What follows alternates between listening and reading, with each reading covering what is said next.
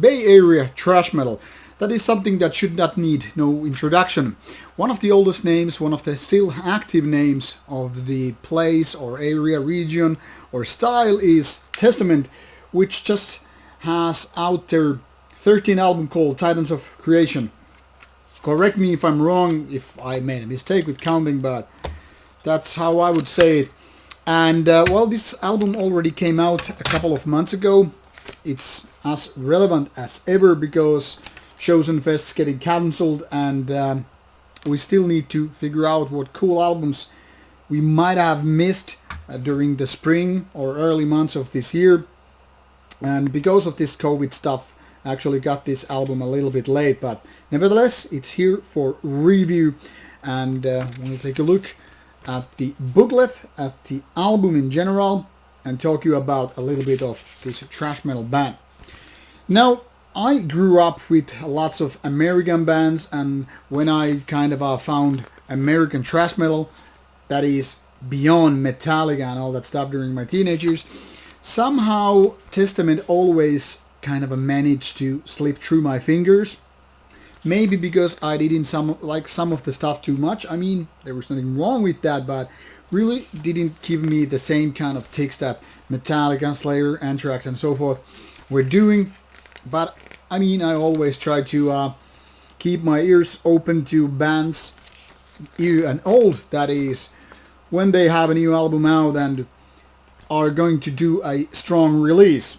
And suddenly Testament totally gets me off guard. I'm like, yeah, it's been a kind of a solid band, but really not my cup of tea.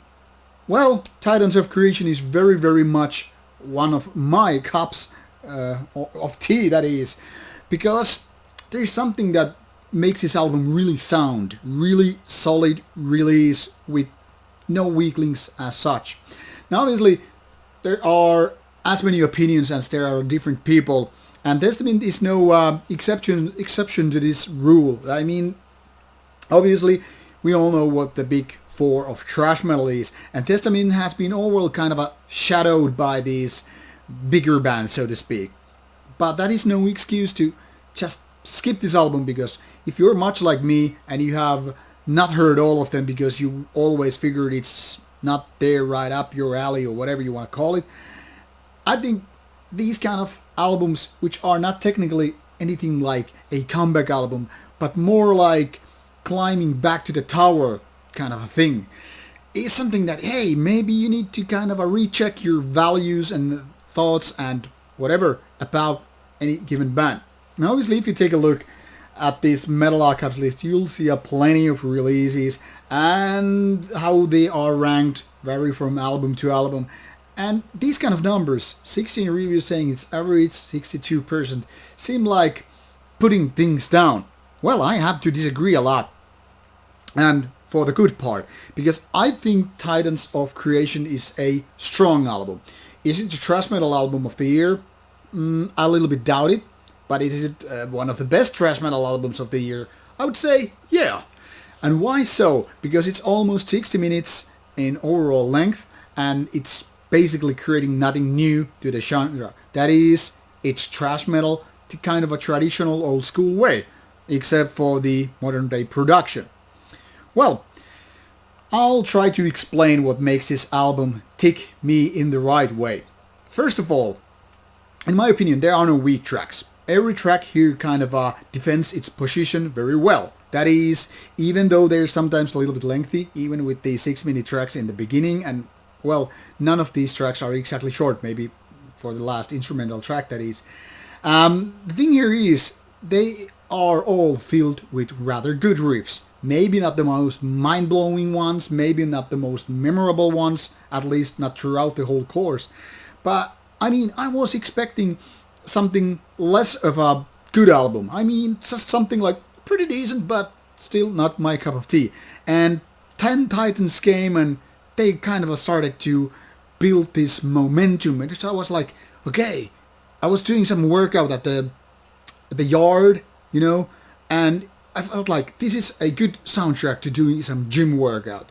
You know, some parts were just like sticking in my brain, making me like, hey, this is something I want to hear more. I want to get this for review because it's not just one of those filler albums, but rather something that is gonna turn the page, for me anyway. And so I gave this a more and more spins, especially when I got the CD from Nuclear Blast for review, and I was like, yeah, this is something that I am really enjoying. Because of, good songwriting, but also because I do enjoy Chuck Billy's vocals. And basically everything is just right there to make this one a really strong case. Some of the riffs are better than others, obviously, but like I said, there are no weak tracks or weak moments as such in the first place. And some of those better parts are even so good and great that they will kind of start going through a life of their own in your head.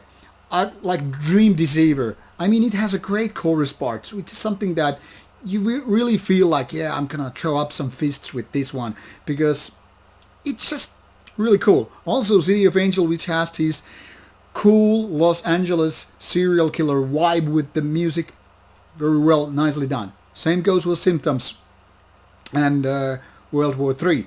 So, what I'm trying to build here, guys, is this is something that I truly enjoy. I mean, I feel like nowadays not too many good new thrash metal bands are coming, but instead we see like old bands ceasing to exist or just getting weaker. For example, even though I totally just love old Metallica, I really haven't been enjoying the band since Justice for All.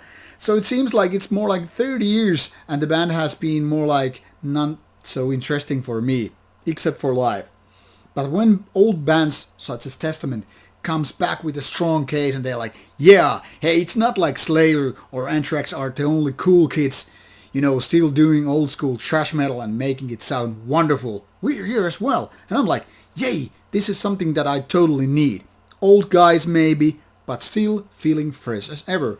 And I know they are not the only ones of the non-Big Four bands which are good. So, what I'm trying to say here is that Titans of Creation, good album, very nicely produced, and overall very, very strong one, which you should be listening to. So if you, in case you just missed it, or skipped it, or passed it, because of whatever reason, I hope you will fix it and give it a proper listen. Great album, and I'm glad to have said it. Thank you for watching. Bye bye.